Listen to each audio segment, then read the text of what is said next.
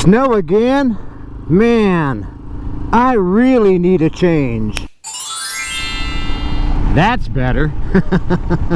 Yeah, much better.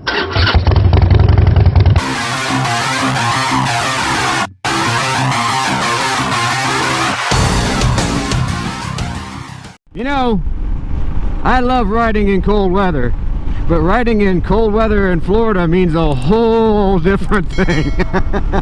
It's 70 some degrees right now, and we're coming into a little island called Cedar Key, and it's what they call the forgotten coast of Florida. And you'll see why, because there's really nobody here, and yay, that's what I love. I'm not a mouse fan. I'm not a lot of people fan. I kind of live out in the country, and I kind of like that kind of philosophy. And my favorite places to go when I'm not traveling is either the mountains, in places where there's not a whole lot of city life going on. Now I take it back. I'd love to go to the cities and eat really good fine dining. That is really important to me. However, there is some fantastic dining right here in this area. What's the reason why? Well, not only do we have the Gulf of Mexico right here, but this is also the #1 place in the country, if not the world, for clams.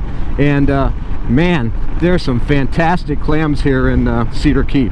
We're going to take a little trip down around the, I want to say, touristy area, because it's really not that big. And then we'll go to a couple other places, and then take you down through some of the sights and sounds here in Cedar Key, Florida, which is just fantastically beautiful. And the next video, you're going to see some really cool stuff too. We're going to be doing a 2-up episode on the Royal Enfield Himalayan. But yeah, you can tell that's I mean, I'm about ready to take this jacket off. It's so nice down here. It is beautiful, and you can see the palm trees, or the palmettos, whatever you want to call them. But man, it's a gorgeous place. But let's take a trip down downtown and show you the sights and sounds of Cedar Key, Florida. Stay tuned.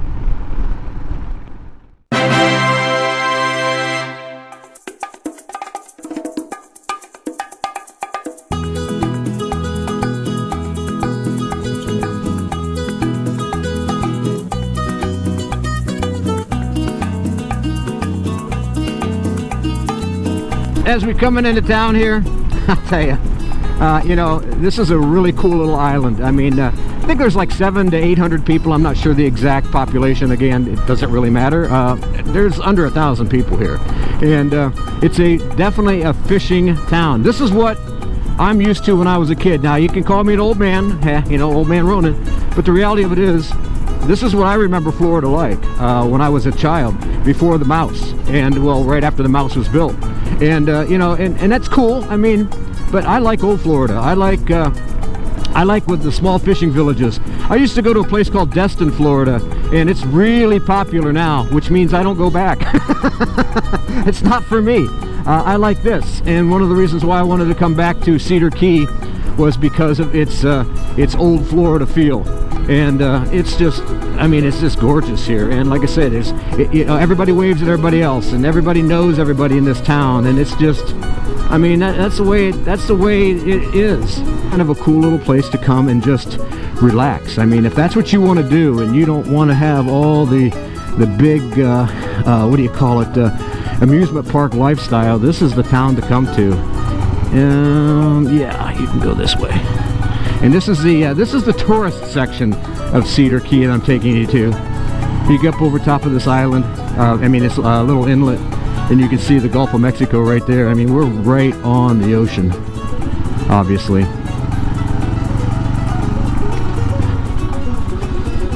You can tell state workers. One guy working. But it's really cool. Let's pause over here and take a look at this ocean scene. We'll turn the bike off.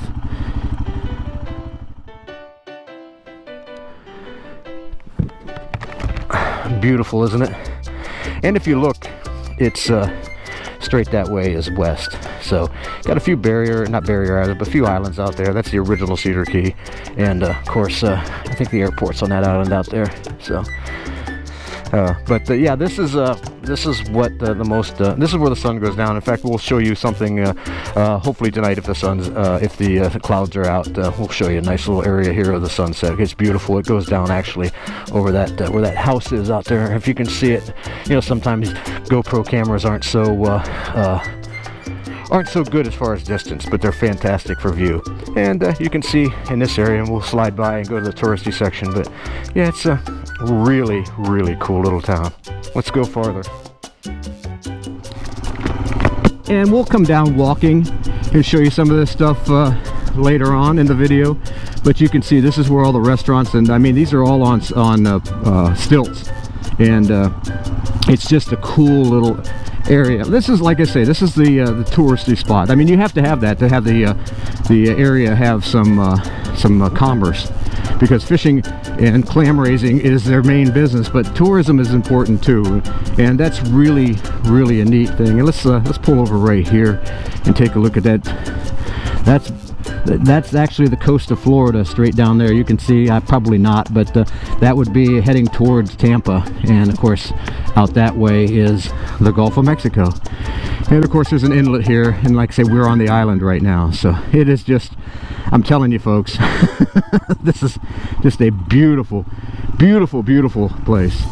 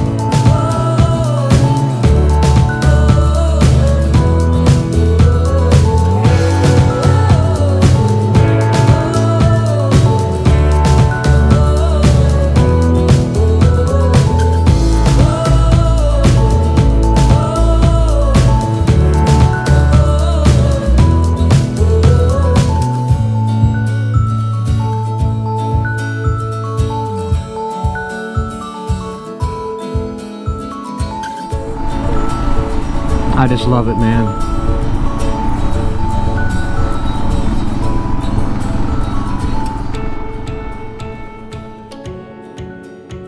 Yeah, they call this the Nature Coast, and it's for obvious reasons. They also call it part, I think it's a little bit south of the Forgotten Coast. But yeah, you really don't get a lot of, like I say, tourism here, but you still get some white sand beaches here. Let's pull off to the side a little bit. And I mean, of course, let me go up a little farther here, because I'm right there by a telephone pole, and that's not cool. And I will not pull off here in the sand. But you can get an idea of how wonderful this area is. All the seabirds out there, if you can see. And again, that place that we were at earlier, right over there with all the there's like apartments for rent. They're not condominiums, obviously. Apartments for rent, like for seasonal, for by week or by day. And then of course around the corners where all those restaurants were at. But yeah, just simply gorgeous.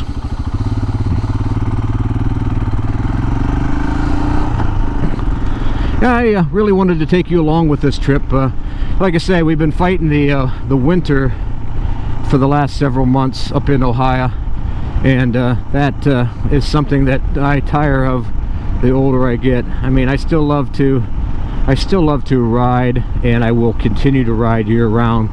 And I wish I had more time than just a few days to be down here. I wish I had months, but I do not. And so instead, we're just going to share with you a little bit of this fun before we go back into the sub-freezing temperatures. This morning, like I said, I looked at the Weather Channel, you know, on my phone, and it said it was 9 degrees in Ohio. And I mean, yeah, I would ride there if I was home. I do ride in all weather, but it is so